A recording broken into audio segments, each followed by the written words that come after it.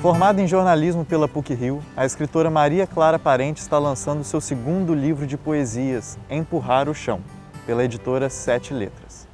A obra retrata a efemeridade da vida e os acasos que permeiam nossa existência. Maria Clara mostra dores e angústias, felicidades e desejos, revisita memórias e conta suas histórias pela entrelinha de cada poema. Ela também é co-diretora da série documental O Que Está Emergindo, premiada com o melhor roteiro de não-ficção no Rio Web Fest 2019. Ela é mestranda em Literatura, Cultura e Contemporaneidade aqui na PUC-Rio. E é com ela que a gente conversa agora. Boa tarde, Maria Clara. Muito obrigado por ter vindo. Obrigada. É um prazer. Um livro para você. Olha só, gente. Ganhando o exemplar assinado, autografado e dedicado. Não é todo dia que a gente recebe isso, né? Pelo amor de Deus. Realmente uma oportunidade única. Obrigado, Maria Clara. É um prazer ter você aqui. Depois eu vou lê-lo novamente, agora de maneira física, tá bom? Adorei. Vamos conversar um pouquinho já sobre a estética da obra. Eu queria saber por que todos os poemas são escritos em letra minúscula. Então, essa escolha tem a ver com essa ideia de não chamar atenção, né? Porque acho que tem a ver com tirar a formalidade, de algum modo, de que alguma coisa é mais importante do que a outra e colocar tudo como se fosse no mesmo lugar, né? E tem a ver, dialoga de algum modo com essa ideia da hierarquia das coisas, né? De que as coisas têm um jeito mais horizontal de pensar e eu acho que é bacana isso, assim, também adoro a Bell Hooks, a escritora que faleceu há pouco e também usa o próprio nome em minúscula, né? Pessoas vêm usando até o próprio nome, né? E aí acabou também sendo assim aqui. E eu gosto, assim, acho que é uma coisa também estética que acho que desvencilha dessa ideia de que alguma coisa é mais importante do que a outra. A escrita de Empurrar o Chão é bem poética, é coloquial e você ainda brinca com títulos longos, você tem títulos curtos, tem bilíngues, apresenta dados numéricos e tem até anotações em determinada parte do livro. Eu queria entender de onde surgiram essas ideias, né, que alteram essas estruturas literárias primeiras e, para você, qual que é a importância de quebrar esses padrões? Esse segundo livro surgiu muito a partir das oficinas com Carlito Azevedo, que é um poeta incrível que ele dá oficina há muitos anos, que é uma oficina da editora Sete Letras. E são, assim, encontros poéticos incríveis, muito, assim, não tenho nem palavras para descrever como que é especial estar nessa oficina. Então, muitos dos poemas surgiram de fato, as fagulhas de poemas de amigos e a gente vai... Ele diz que é um acelerador de partículas poéticas. Então, acho que talvez o que você trouxe, né, muito vem da oficina, mas essa diferença de um que vem com dado, outro que vem com uma anotação, vem mesmo com as coisas que eu vou encontrando na vida, né? Então, dados, sei lá, uma notícia que eu li, alguma coisa que me choca, alguma história, alguma história de família que escutei. Então, acho que cada coisa me aparece de um jeito. E aí eu acabo anotando e depois vejo como que aquilo pode virar um poema, né? Esse livro tinha muito a ver com essa ideia de tudo do ano passado, assim, que foi um ano... Continua sendo muito pesado agora, eu acho, ainda, com tudo que a gente está vivendo. Enfim, guerra, questões climáticas e pobreza cada vez maior, mas enfim, acho que ano passado, com todas as mortes que a gente, cada dia, e o isolamento mais um ano, depois de um ano, então foi um ano muito, muito pesado. Então, acho que esse tema da morte ou os lugares de refúgio dentro disso era um tema que geral, assim, esse trabalho remoto que ninguém mais aguentava e essa sensação de que um dia que nunca termina, que a gente está sempre vivendo. Então isso talvez tenha sido um tema que eu agrupei os poemas a partir disso, mas eles chegaram das mais diferentes formas. Que interessante. E essa sensação de o dia que nunca termina se expande também para talvez um ano que não termina, 2 anos que vão em sequência, né? Muito bacana. No início do seu livro, as poesias já indicam que Empurrar o Chão vai ser uma obra bastante pessoal e vai refletir a sua história. Eu queria te perguntar por que você optou por uma escrita tão íntima. Eu não tive outra escolha, assim, foi o que... A escrita eu acho que é algo que, diferente de outras coisas que eu faço na minha vida, assim, como jornalista, como atriz, como documentarista, acho que a escrita é algo que acontece a mim. Ela atravessa, eu não sei exatamente, não sei explicar, assim, né? Se eu penso numa reportagem, eu penso na produção, no porquê que eu escolhi aquele tema, porquê aquele entrevistado. E a escrita, diferente disso, ela é algo que é avassalador por isso, por essa...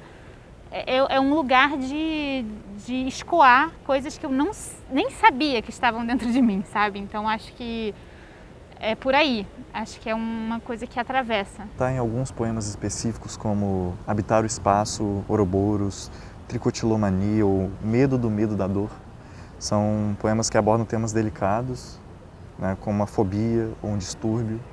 Queria entender como essas questões te impactam enquanto escritora.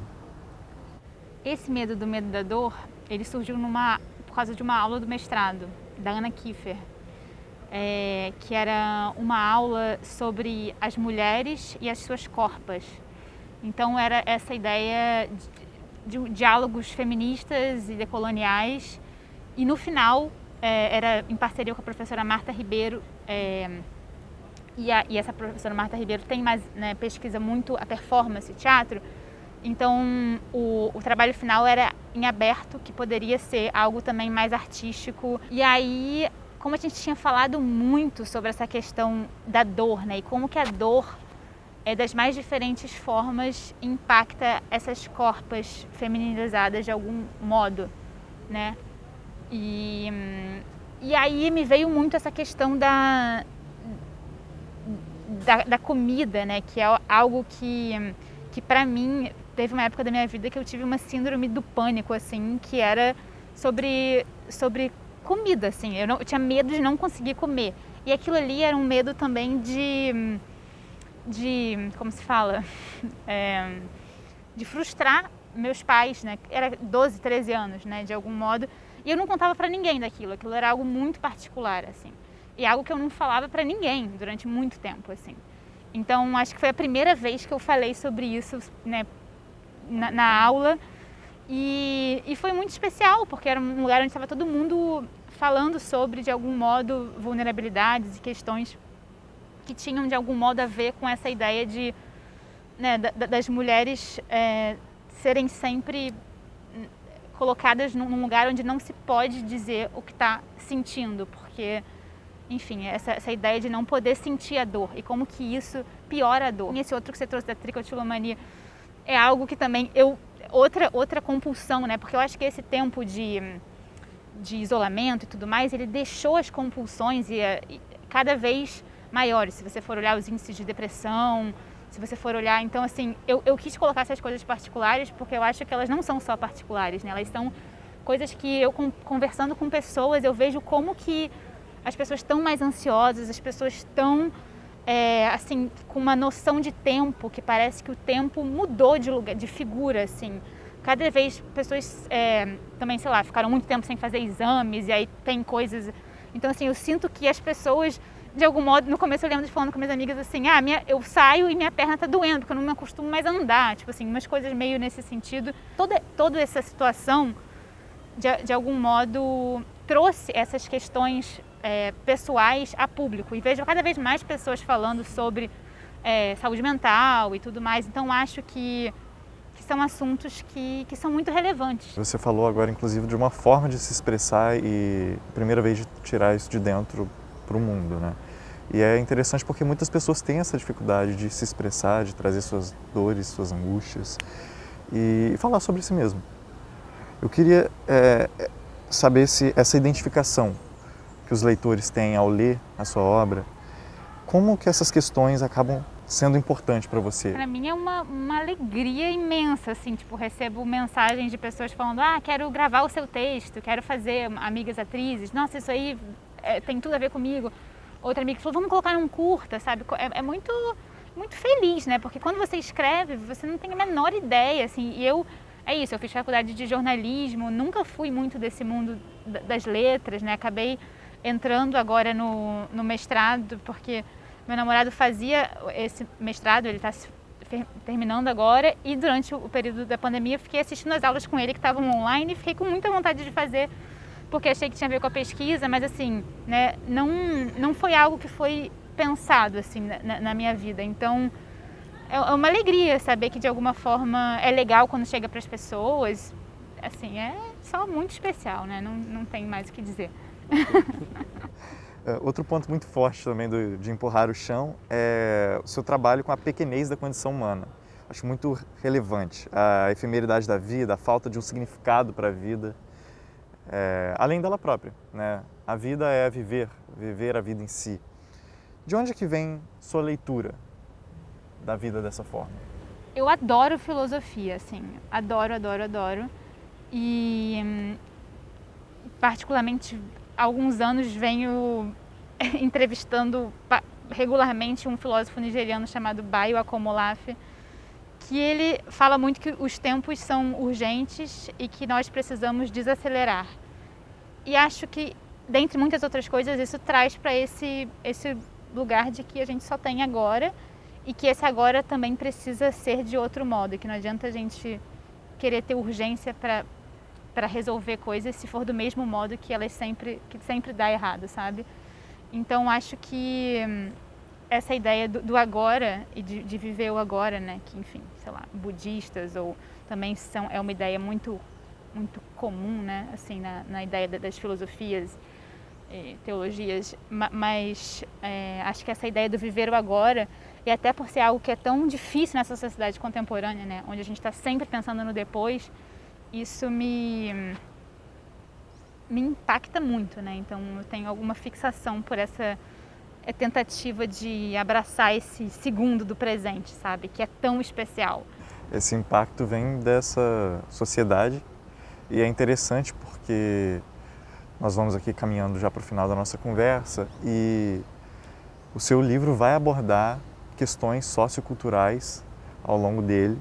Eu queria entender, você expressa sua indignação pela pandemia, o aumento do índice de carbono, o desmatamento, conflitos, né, pela violência brasileira também, que segue com uma trivialidade em nossas vidas, infelizmente.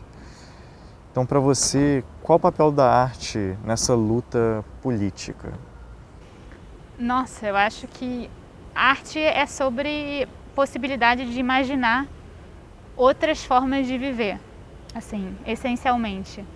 Porque acho que muitas vezes né, cientistas ou jornalistas até estão às vezes muito preocupados com os dados, ou dizer a notícia, ou dizer o que está acontecendo com o nível de carbono, como você trouxe esse exemplo, mas assim, é muito difícil se conectar com uma causa, né, se aquilo não te toca. E eu acho que a arte tem esse lugar de te levar para de fato poder imaginar e alargar esse seu espaço de imaginação, né? Porque eu acho que grande parte dos problemas que a gente enfrenta é por não ter mais imaginação sobre o futuro, né? Assim, e sobre o presente, né? Na verdade, a gente pensa, né, que essas salvações tecnológicas de futuro, onde, né, Jetsons, e na verdade isso não tem o menor sentido para mim, pelo menos, não tem o menor sentido, essas salvações tecnológicas, só que a gente não tem outra lente para olhar outra coisa. Então acho que a arte é esse lugar de você pisar num lugar diferente e falar, caramba, posso imaginar isso, a minha cabeça pode ir para aí, meu corpo e tudo mais, assim. Então acho que... E as palavras, eu acho que são esse espaço, a própria linguagem, né? Eu acho que a linguagem também é muito colonial, a gente fala numa língua colonial, então assim, eu acho encantador quando a gente pode olhar, né, aprender com línguas indígenas que têm palavras para explicar coisas ou não tem palavras para explicar coisas e você fala, caramba, aqui estou vendo um mundo diferente, sabe? Então acho que a língua, o nosso modo de se expressar e comunicar tem tudo a ver com a gente poder imaginar e viver mundos diferentes. Então... Bacana. Você acha que essa sua vontade de descobrir mundos novos e de percorrer e também essa questão toda social que vem através da obra faz parte da sua formação em jornalismo? não sei jornalismo, mas acho que essa minha curiosidade, assim, acho que eu sou uma pessoa muito curiosa, adoro perguntar, adoro estar no seu lugar, de fazer pergunta para as pessoas. Então acho que isso vai levando a essa curiosidade que é, né, da pedra, da pequena coisa aqui, ou do que aconteceu ali, ou qual é a história daquela pessoa, que vai para o jornalismo, que vai para o documentário e que está na poesia também.